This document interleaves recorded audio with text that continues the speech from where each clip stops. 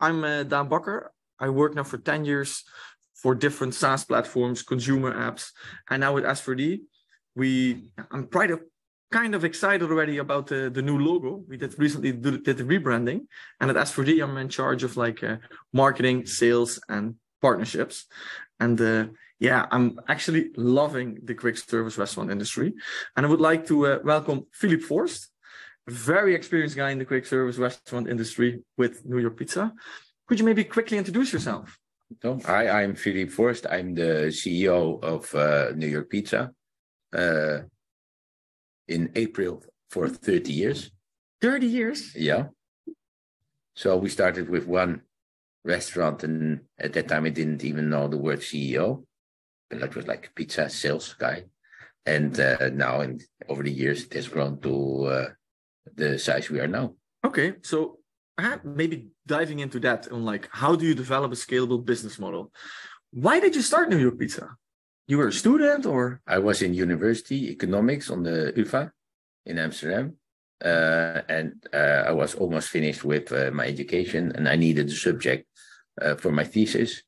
And then my brother came up with the idea, and why don't you write it to set up a pizza chain in the Netherlands like we've seen in the US? So I wrote my thesis and got really enthusiastic about the whole plan. But there was no objective to start the business. But while I was writing the thesis, all the long-term foresights looked really well. And then actually we said, why don't we start? And so we started. So how did you start then? It's quite complicated. I can take half an hour to tell the short how version. We started. But basically, you don't know anything. And to start out, we started out with the Pizza by the Slice shop. Yeah.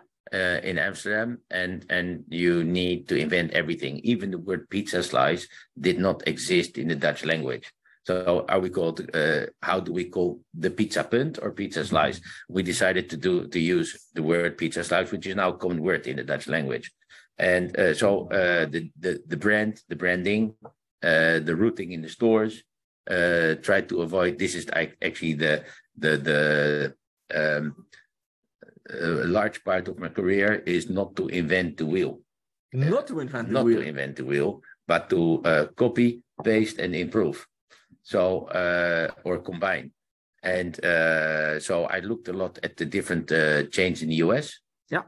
And we copied a lot. We copied different systems from different chains. Yeah. And we combined it to our own. But the branding, we did ourselves. Okay. So in that, let's call it like a growth strategy. So what was key in that growth strategy because you started with one shop in Amsterdam, right? Yeah. And now you're about how many shops? 350.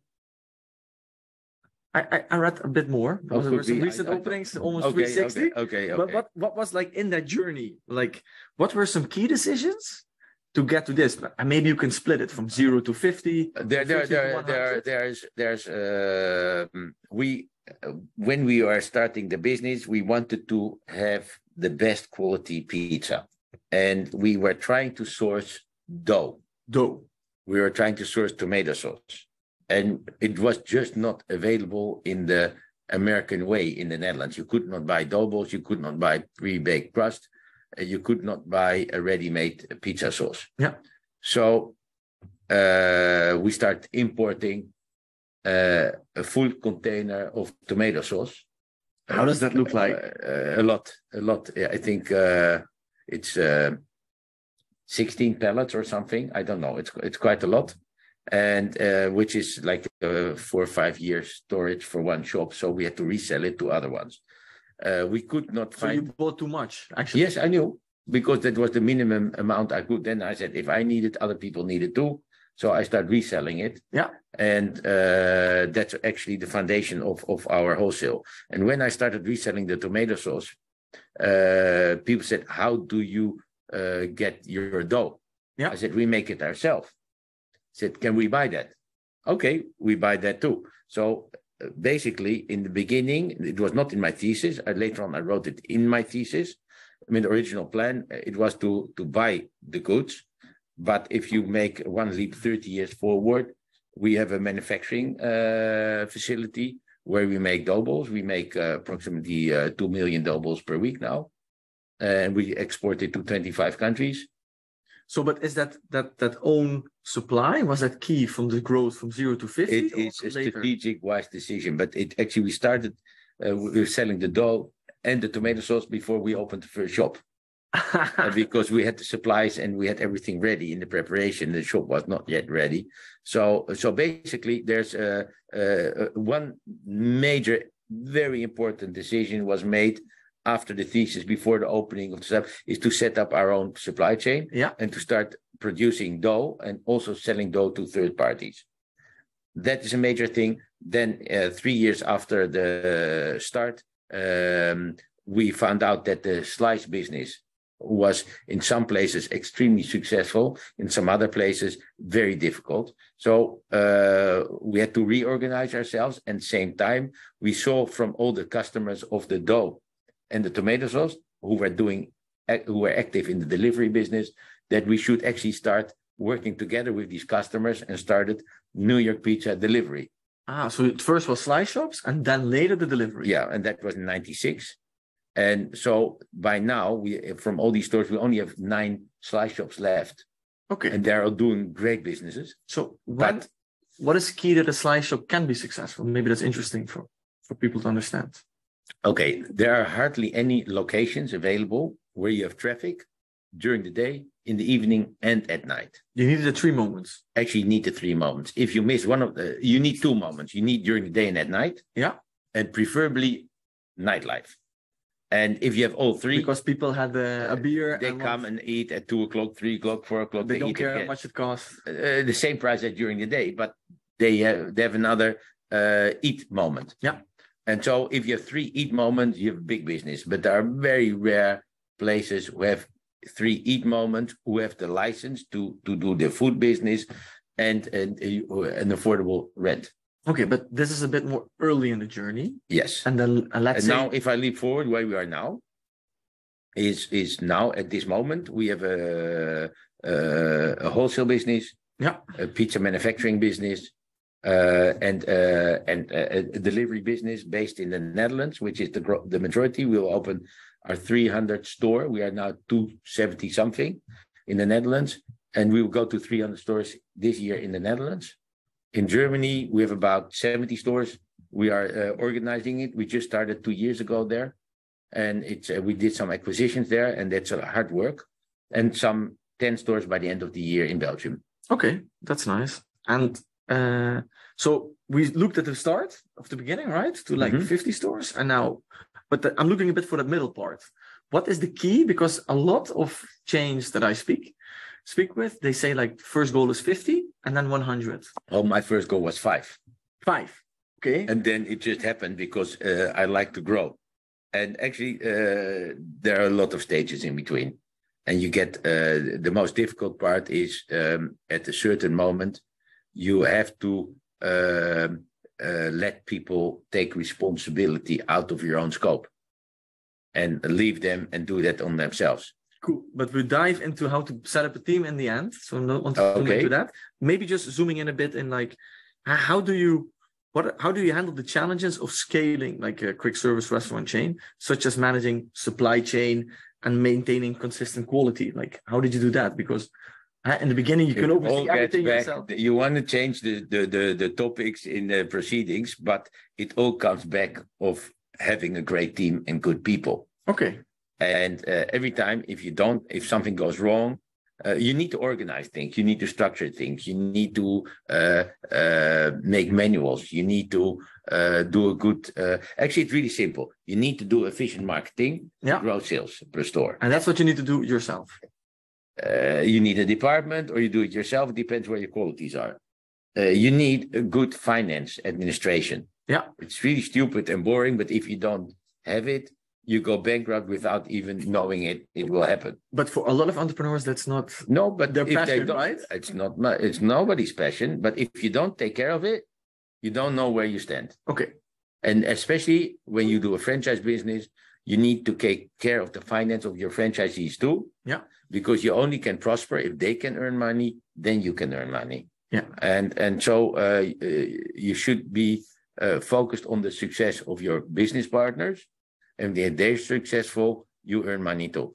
So franchise support, franchise training, openings training, pre-opening training, setting standards and controlling if the standards are met by the franchisees.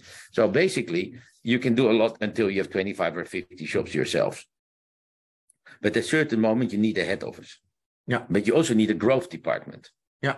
How to grow, how to spread your geographical footprint. Yeah. You need more locations. Find franchisees. So and you need to, that's the growth department. They need locations and they have to recruit franchisees. And basically, gradually, you will need more specialists in your business who do a full-time job. Yeah. Or they have two jobs. They have two activities. But if you want to be scalable, you need to organize. So let's say when you were like 50 stores, headquarters, what was the headcount then? I don't know, probably like 18. 18. And 100? Like double or? No, it also is not, it doesn't work that way. Okay, it's not, no. If you want to make the next step, for example, 2015, we had, I don't know, 130 shops. Yeah.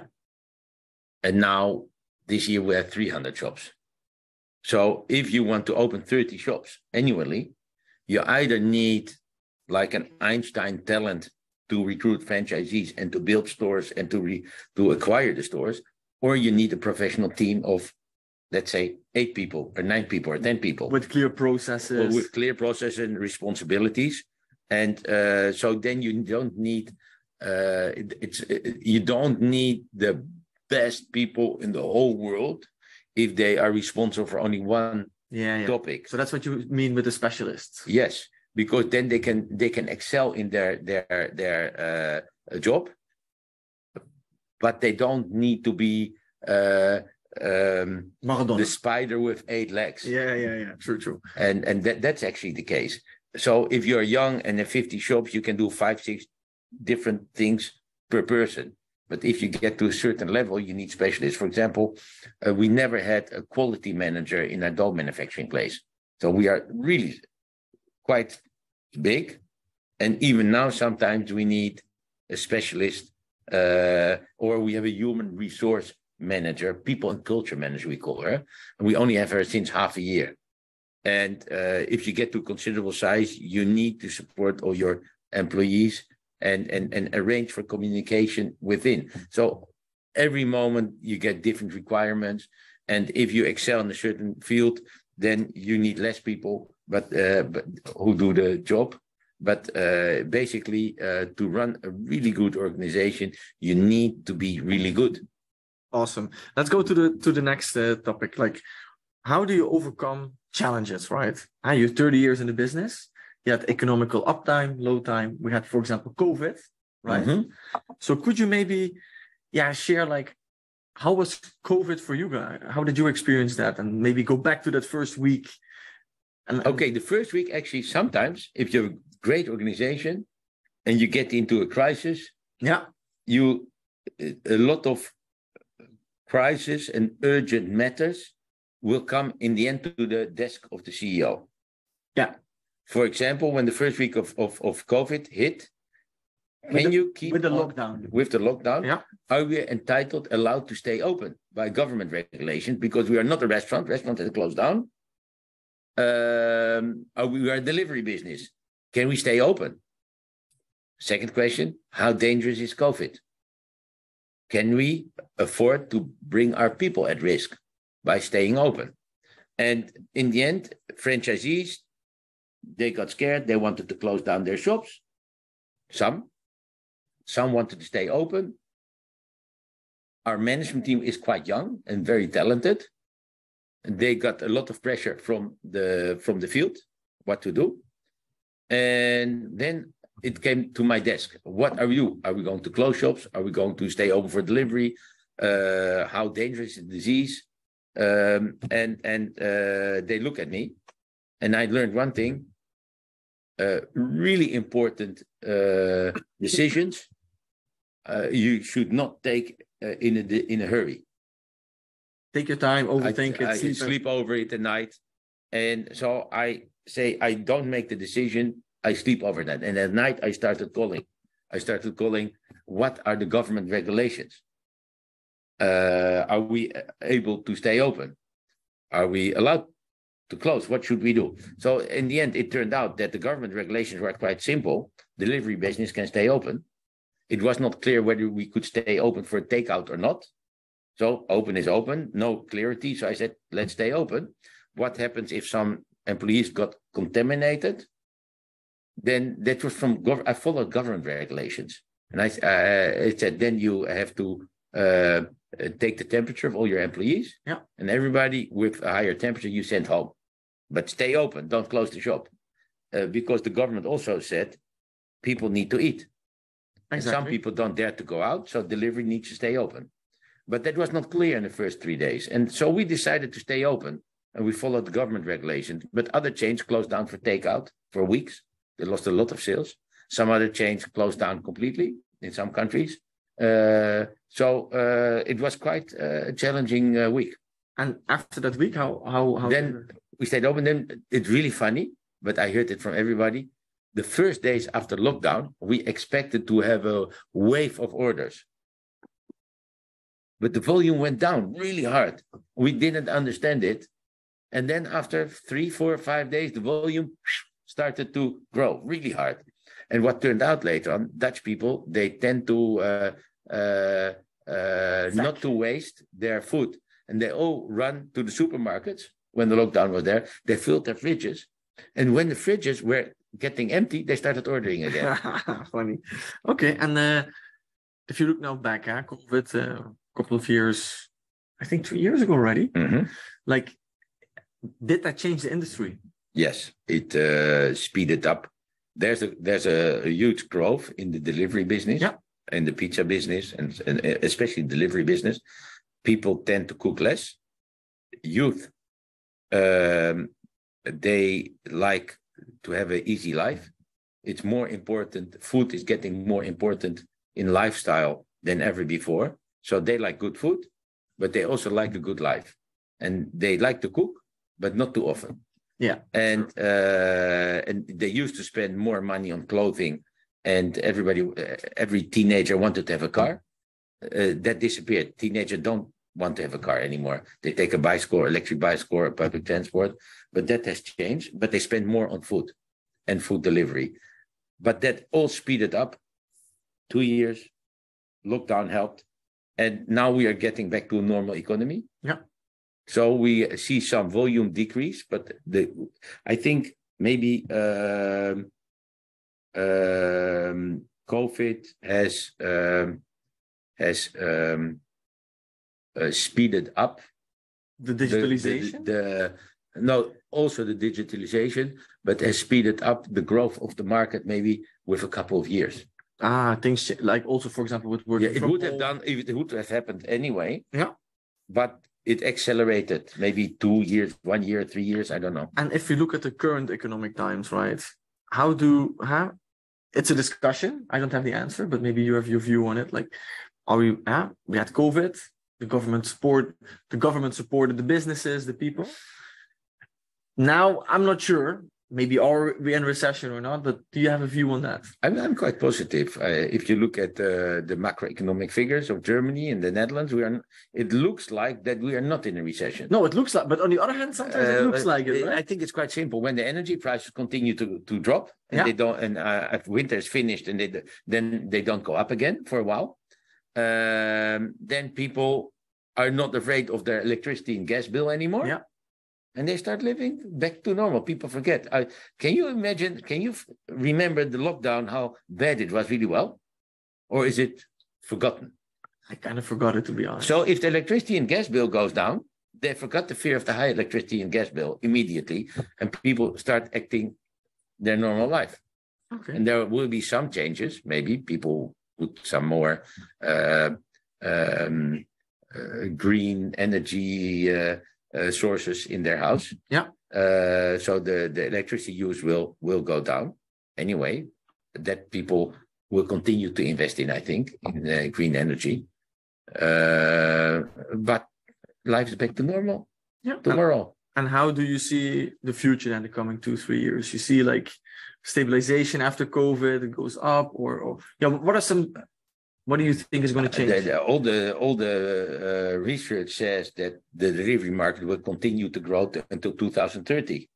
Yeah. And I see a lot that the geographical spread, there's a lot of places in the world where you have very little competition on the delivery market. Yeah. So there's a lot of possibilities. For example, take the Netherlands. If you take Domino's and us together, it is by the end of the year, it's probably 650 stores. Yeah. Maybe even more.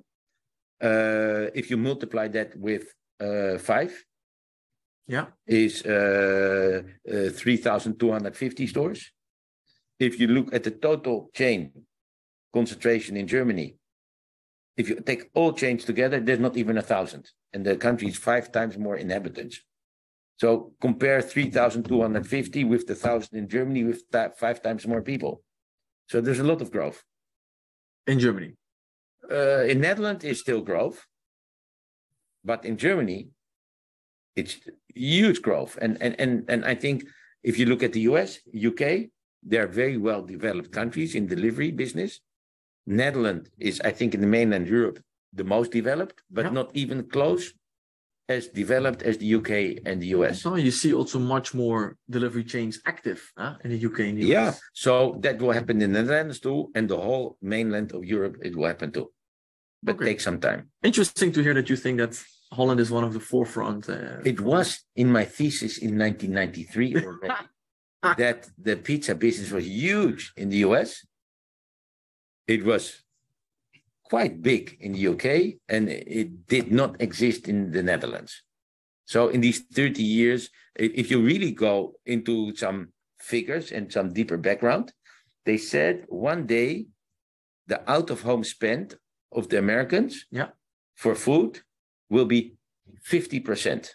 And at that time, it was 30%.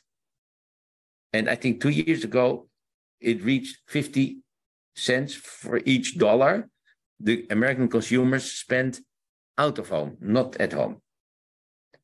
And in the Netherlands, it was when we started out, it was like 14%. Yeah. And now it's like 30%. But it will grow to 50%. I must say, growing up, my parents never ordered food. No. And now you do it so easy. So if that is happening in Europe too, then there is in the Netherlands still a growth of from 30% for each euro cent to 50%, which is a market growth of 70%. That's crazy. So there is still a huge opportunity. If the things happen the same, like happened in the US, UK, and the Netherlands, then there's another 70% of growth. Interesting. So let's dive into the... And then the last thing, Germany. Yeah. It's half of the Netherlands now. It's 15 cents of the euro on out of home. So out of home, you think in Germany is like a huge opportunity? It's half the volume per capita from the Netherlands. But it takes time. On another note, it's also like geographically much. No, it's a matter of time. Maybe it will not grow as big, but it will go to that direction anyway. Okay, so let's dive into the next topic. Like, how can you leverage technology and data to drive revenue and grow?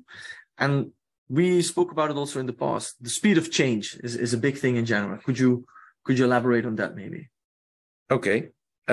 If I go back like 7 years ago, we were working. I go a little bit more into S4D now, and the problems we face in 2015. Yeah. Okay, we had a very good e-com platform, but we had a very poor POS system and operational system in a computer system in the shops. Yes.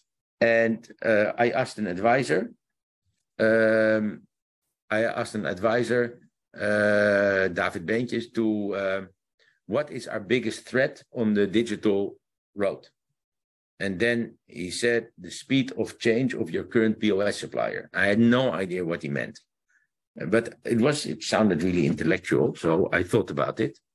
And it took me quite a while to figure out that if you want to compete with the best,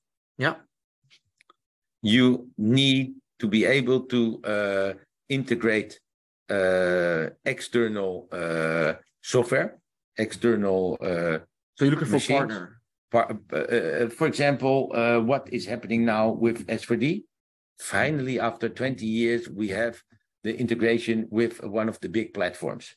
So it saves us a lot of mistakes, a lot of work, and it makes life a lot easier on our content management department. Yeah. So because there are no mistakes anymore, what we do on content management is automatically in the platform integrated. And then the platform mean like website, app, platforms? Takeaway.com. Yeah. Okay, clear. But at that moment, we had a lot of simple things like doing a double tasty pizza, doing on the web, implementing a new product, but it took a while to be able to sell that to the customers because there was no connection between the POS system and the e-com, which worked fluent.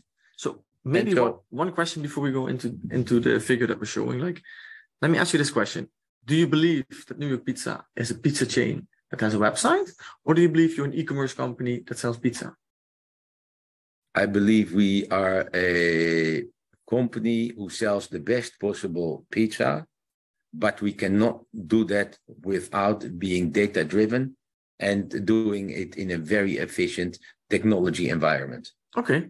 So maybe just to... We are a pizza company, but to be able to compete with the best and to be able to grow your business, you need data, you need an ideal customer journey, an ideal franchise customer journey, how to run their business, how to control their food cost, how to control their labor cost, and how to know which couriers are doing a great job and which are not. So review tools, everything integrated. Cool. Actually, to do it in a professional way, it's the same story again, like how you organize your head office. Yeah. You should actually have all departments involved also in your technology journey. Okay. Marketing, finance, management information, operations. You need all departments fully integrated on one system. Okay, so maybe if we just look at the figure that we're showing now, so delivery management, how is that? How do you tackle that, and how do you do it? It is one of the most difficult things of a delivery chain, is to manage your couriers. So you need to know how many drives, what sales, what reviews each individual courier has to manage your fleet well. Yeah. So, and there's also some competition, right? There's competition. There's a lot of give prices away, reviews, not on speed but on quality. Yeah. And the main thing is, if you want to run that in an efficient way, you need to have access to the data of every store. And to centralize it and to be able to advise your franchisees whether they do it well or not. And S4D enables actually to share these data transparent with all franchisees. And how it does that, for example, how does that data help your franchise consultant instead of saying like, you're not performing? I give you a very simple idea. Yeah. Like 8 years ago or 10 years ago, we started to have in a different system than S4D. We had a kind of a little bit old-fashioned, but we shared the delivery times with all the franchisees, actually the out-of-door times, from the moment the order comes in until the pizza goes out of the shop. Yeah. And because we shared it with a ranking with all our franchisees and everybody had access to the same data, our out-the-door time went down 7 minutes per order nationwide. We made the whole competition. That's huge. That's unbelievable. And so our delivery times went down because it was a competition and every employee could see the ranking of his shop. Yeah. So nobody wants to be at the 150th position of the 151 shops. No, definitely not. So it was through transparency, we decreased delivery times by sharing the data and real time. Every 3 minutes it was renewed. So you create with technology a competition. And if we look now, we share sales per worked hour. So you can control your labor cost, productivity per hour per employee. We share the review tools with the NPS scores. Wait, one sec. What is NPS score? NPS score is actually, to make it really simple, it's a rating, the consumer rating, and you can only give us the rating if you have ordered, and you cannot, nobody can even touch this data. We share that with our franchisees and share that also with all franchisees on all stores. So if you have the NPS data, it's called the Net Promoter Score. It actually gives you a rating. And to cut it out, if you are negative, you better close your shop. True. If you are positive, it might be well. But if you have a Net Promoter Score over 40, it is married with sales growth. So you can predict based on an NPS score how much revenue a store is going to make. Yes, but there's also some low revenue stores who don't do marketing and they do a perfect operation. So it has also to do with volume. Also other factors. But basically, if your NPS score is over 40, your business grows. So basically, our NPS score, before we shared it with all franchisees transparent, it was like 29 average. Yeah. It took us some years before they really knew and felt it. And now it's, I think, 43. So the average is 43. It went down up 50%. So technology helps and transparency helps to run the business. True. And the same happened with product quality. It went up a lot because of a lot of training, a lot of support of the head office, but also transparency. True. And of course, you also have like your own website, your own consumer app. Yeah, and that's also to get like more direct customers instead of via the platform, right? Yes, but also you have the integration with the platform. But if you have a good website and good app, the cost, there's some cost involved, of course, for the franchisees, but are much lower than through an aggregator. Yeah. So it saves, if you have a strong position and you do, for example, 30% through an aggregator and 70% on your own platforms, it saves a lot of money for the franchisees and you earn a lot more money for your franchisees. Yeah. And how is that? Yeah, you need to have a conversation with the franchisees about it. I think that could maybe be an interesting one. Huh? What conversation? That they need to invest in like new technology. Yes, but the franchisees tend to be careful with change. Yeah. So it's the responsibility of the head office and the chains to help them to make the good decisions. Yeah. And sometimes it gives some friction. And then you do either something stupid or you do something really good. If frictions, franchisees are not stupid. So if you do something which is it gives some friction, it can be really bad for you or it can be really good. And that's up to the management to decide whether you do it. If you want to implement a certain product and the franchisees don't want to do it because it ruins their efficiency in the kitchen, then they have a point. Sure. But with technology and e-com, they don't have a choice. You need to do these steps because other chains are making these steps and forward. And if you don't do it, you stay behind. And headquarters needs to make that strategy. That's a bit what I'm hearing. Oh, definitely. So if I'm summing up this the figure that we're showing now, so I'll give you one more example. Yeah. If you have a standard fee with an aggregator of 14%, and you do that, that's already a good negotiation, I think. But no, if you deliver yourself. Okay. Then it's a standard fee in the Netherlands and Germany.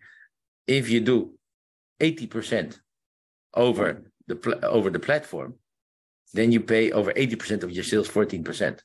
And for example, if you pay 2%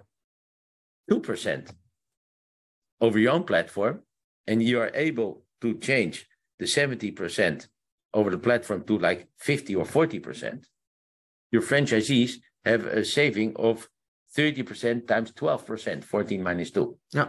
And then it doesn't matter what you pay for the technology. If you do it over an annual sales. That's a good point. So let me summarize this thing. And So with S4D, we help also New York Pizza with delivery management, with the driver app, kitchen display system. So everything is paperless, POS, sometimes also called an order intaker, management reporting to get all the data and make the strategic decisions. And then, of course, our own consumer app and website in the own brand. And then, also self-order kiosks, so we can move away the image. But self-order kiosk, I'm just curious, how do you view that to the future? I don't want to make, in Dutch we have a saying, don't ask a butcher how good his own meat is. And that my name is Baker. And if you look at my LinkedIn account, I'm also in the board of S4D. Yeah. And if we get back to, it's not something that I'm preaching for my own businesses, but we implemented the self-ordering kiosk in some shops with New York Pizza. And we see two things. It's a higher average spend and it's less labor. So we see how it develops, but it looks like a very valuable asset. Yeah. And before S4D implemented, we had some kiosks in some shops as well. And then you pay a percentage over the sales to the delivery guy of the kiosk. And you have 2 times content management. And you don't have a direct integration. So you need to have much better people in the head office who are very punctual to take care of these different systems. And second, you pay a higher price. Okay. So what I like a lot about S4D, and that is bringing me back why we have S4D, it took away a lot of knowledge in our head office of technology. We didn't need it anymore. So it saved us on employee cost for people who are very difficult to get. Like technical people. Like technical people. So we need a less intelligent head office on technical issues. Good one. Not on the broad thing.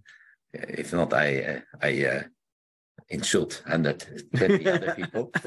And you have more attention to do the sales and to the online marketing.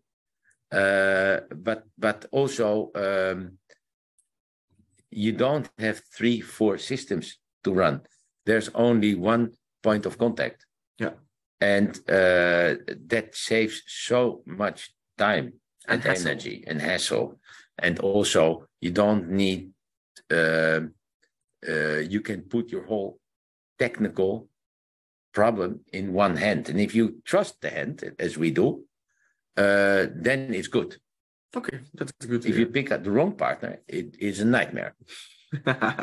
So maybe just looking back at New York Pizza again, like I think the last couple of years you grew with 100%. Growth of, yeah. Yeah. What was key to have that growth of 100%? There's no key. It is maybe data. No, you need a good product. You need good operations. Yes. You need a high quality of pizza. You need good delivery times. You need a good brand. But also, you need to know what's cooking. And for example, if you do a product introduction and you don't have the data available, and now we have all data real time available. We can look. Questions which took us 3 days to get the answer takes us now 3 seconds. We implemented with New York Pizza a very powerful Power BI tool, which is connected directly to the database of S4D. So with all the S4D has a very organized data structure. Yeah. So it's very easy that all data, customer data, product data, sales data, marketing data, operational data, they are all open to Power ID. So if you implement a BI function and you do that well, you have all data real time available to everybody you want who needs it. Okay, that's interesting. So if we just and so for example, we also some review data is integrated in S4D. Yeah, you can also see that. And so you can share to whom you want, when you want, all data. That's cool. And analyze it. So maybe if we go back to that building efficiently managing a strong team. You're the largest pizza chain in the Netherlands. What helped you to build such a strong brand, but also look a bit to the team? I paused you in the beginning about that, but how do you build a good team and also with the franchisees? So you have a headquarter. You need to be an attractive employer. Yeah. How do you do that? It's not money. You have to pay good money, but you have to give them also a very interesting job and a nice and safe environment. And we are here at the industrial area. It's not the center of Amsterdam with these beautiful houses. Yeah. So we give them a great lunch. We have a great gym. We try to make a nice environment for everybody, but especially nice colleagues and also a lot of responsibility as low as possible in the business. So it's a very attractive job. Okay, but that's a bit more from headquarter connected or also for the stores. Actually, it goes up for everybody. If you go to the stores, you need to have good franchisees. If you have a good franchisee, he creates a nice atmosphere in the shop, and people come there for their colleagues. And to some franchisees excel in this creation of a nice culture, a safe culture. Then they don't have employee problems. Today, I heard that the aggregators how much they pay per hour for couriers. And there's no franchisee who pays that kind of money to his employees. But because there's a nice group of young people, girls, boys, they go out together, they hang out together, and they come back all the time after each drive to their own shop where they know everybody. So it's a very social and cultural thing. Interesting. Okay, so we're now almost 45 minutes. So if we need to sum up what we discussed now quickly, I think it's key for scalable business to have good processes in place and also hire the right people for the right moment in the journey. So in the beginning, a bit more generalist and later a bit more specialist. When yes, you grow and as a also sometimes you get into positions you don't want to be at, because then you get people who have been with you for so long, who don't like the technology part or don't want to learn it or cannot learn it. So it comes with all difficult moments. True. Before summing it up, I still have one more question. What is the difference between like an HQ and franchisees with short-term, long-term? I think you have maybe also a vision. Yeah, you can give that answer too. A franchisee has got his own shop and worries about today and tomorrow. Yeah. But not that much about next year. And it's the responsibility for a headquarter to think 3 years ahead. Sometimes that goes fine together, and sometimes you have some short-term things which give some friction to keep up the long-term goals. Okay, awesome. So if I'm summing it up, you need to have that delicate relationship with franchisees. They're independent entrepreneurs, so it's a balancing act. Cool. So balancing that. And I think also what you said, like have like one partner that takes part of the whole digital. So you have one place to talk to and grow together. Am I missing something? Yeah, you could say that. I can say that we made the right decision with S4D because it really helps us. We went to Germany. We would not have gone to Germany. And I don't say it was a perfect ride. It all went smooth immediately. No, that's not true. But we are there now and we have a very good system in place, which helps us to grow. So before going into the Q&A questions, some visitors asked some questions. I want to tell you about the next webinar we're doing on May 10th. I'm dropping a link in the chat where you can already sign up to it. So we will do a webinar with the CTO of Abacha Pizza, Jordan Pendleton, and he will share how about the journey of Abacha Pizza and also share with you the secret to the success. So I dropped the link, so feel free to sign up. And then I want to go into the Q&A. I don't have the names of the people written down who asked the questions, but anyway, we gathered them and we got a lot of questions, but we're picking out a couple. So how are you attempting to increase direct users through your own consumer app rather than going through Thuisbezorgd and Uber Eats? At this moment, we have an app-only campaign running, which says second pizza for free app only. And only app, not website. Only app. So you have to download the app. And it's a big success now. And what I can have from my perspective, having worked for a lot of consumer apps, like when the consumer has your app, it's your consumer. And an order via thuisbezorgd, takeaway, or Uber Eats is just an order, right? Because you don't have the data from them. And we have all the delivery addresses. We have we with New York Pizza, we use aggregators, but we only use with them with our own couriers.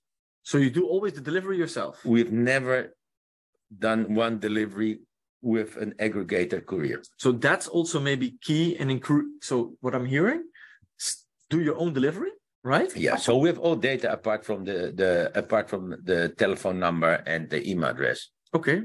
And so you have you do your own delivery, but you also need to make sure that your platform is as good as Uber Eats, right? Yes. If it's really bad and not converting well, you better stay home. Okay. Cool. I have a question here from a guy I know pretty well, Brandon Alexander. What's the basis used to enter new international market? Choice of country and on the ground of partners. We started working on our international expansion in 2018. We hired a management consultancy firm to research the whole West European market, blah, blah, blah, blah. In the end, the outcome was really simple. It were the countries next to us.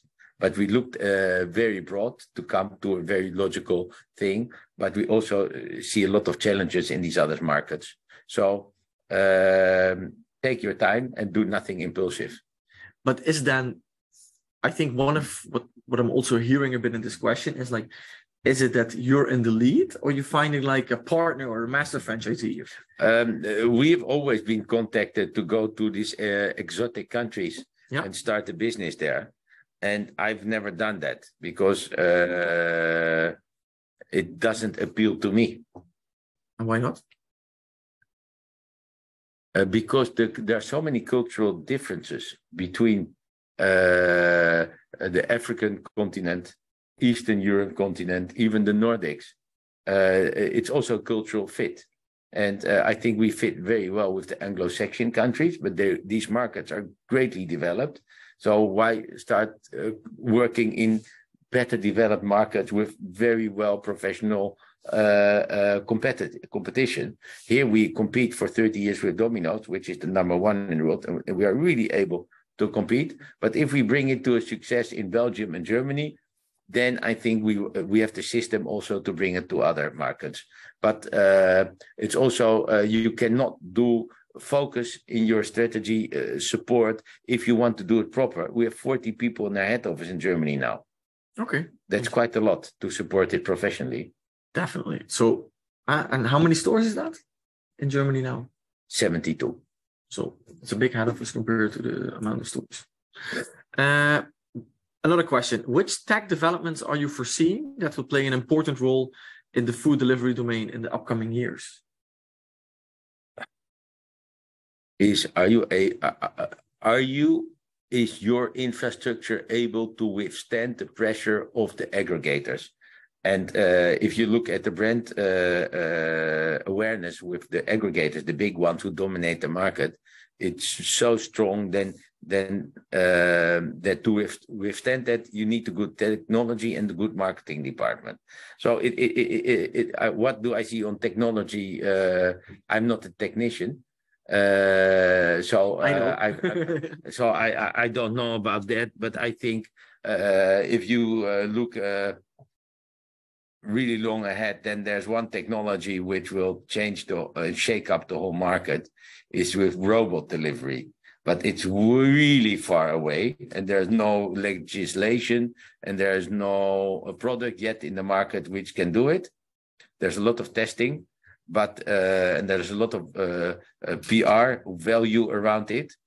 But we're not there yet. We are absolutely not there. But that will be the big game changer, I think, when you have your self-driving cars and codes on the cars, and you can just deliver 80% of consumer automatically. Sure. Okay, interesting. So do you think it will come before you retire or not? The I robots. don't think that will be, even with EU regulation, will take a decade. I hope it will come after my visit. Funny. Okay. How did New York Pizza grow so fast compared to other chains? We invested heavily in growth, big growth team. We a lot of financial support, very attractive offers to the growth for franchisees. We really put a lot of energy, money, and support in it. Okay.